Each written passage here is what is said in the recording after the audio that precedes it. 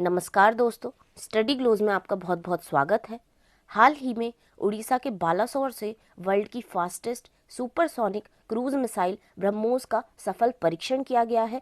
आज इस लेक्चर के माध्यम से हम multi platform attack cruise missile BrahMos के बारे में डिस्कस करते हुए इसके एडवांटेजेस पर भी नज़र डालेंगे और ये भी जानेंगे कि ये जो टेस्ट लॉन्च है वो इतना सिग्निफिकेंट क्यों है, इतना अलग क्यों माना जा रहा है। तो आइए लेक्चर को स्टार्ट करते हैं। अगर आपकी कोई भी क्वेरी है तो आप मेरी फेसबुक प्रोफाइल राशि सिंगल पर पूछ सकते हैं, मैं ज़रूर आंसर करूंगी। अगर आपको ये लेक्चर पसंद आए तो इसे लाइक, शेयर और चैनल को सब्सक्राइब करना मत भूलिएगा।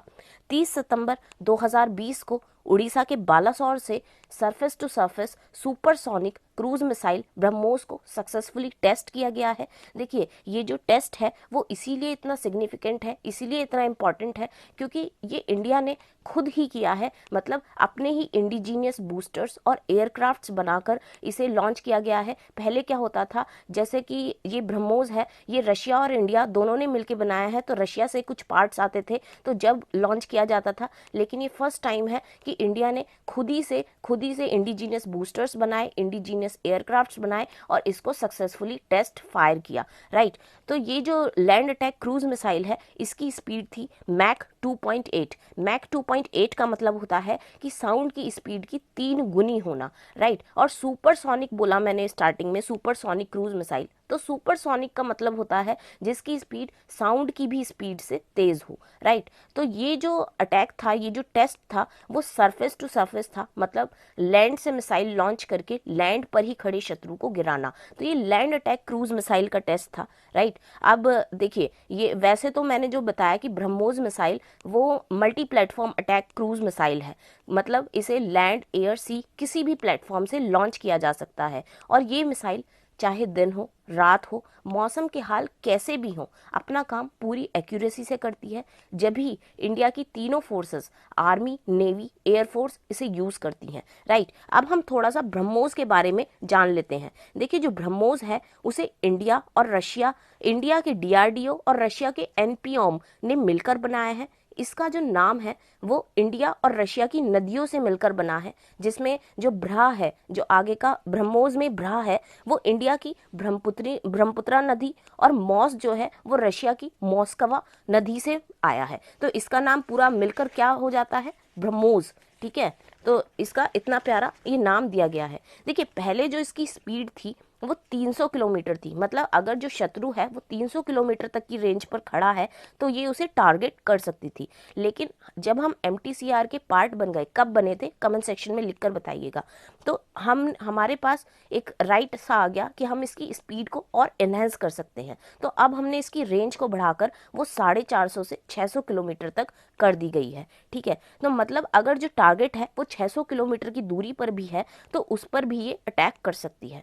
देखिए, ब्रह्मोस को इंडिया से बहुत ज़्यादा फायदा है। ब्रह्मोस से हमें इंडिया को बहुत ज़्यादा फायदा है। जैसे कि आप जानते हैं, जो ब्रह्मोस है वो हमारे लद्दाख और अरुणाचल प्रदेश के ईस्टर्न सेक्टर में डिप्लॉय है।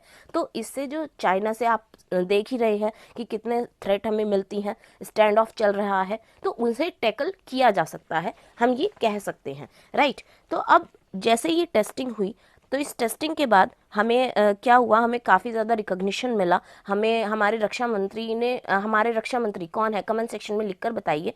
डीआरडीओ के पर्सनल और टीम ब्रह्मोस को इस शानदार मिशन के लिए बधाई दी और इस सफल परीक्षण ने इंडिया के लिए सीरियल प्रोडक्शन में और रास्ते खोल दिए हैं।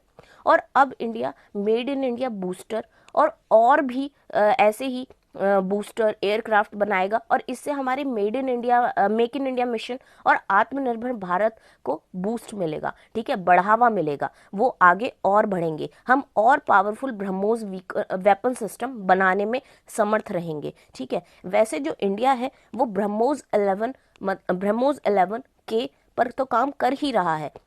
अब ये क्या है मैम, आप ब्रह्मोस की बात कर रही थी, अब ये ब्रह्मोस 11 क्या है?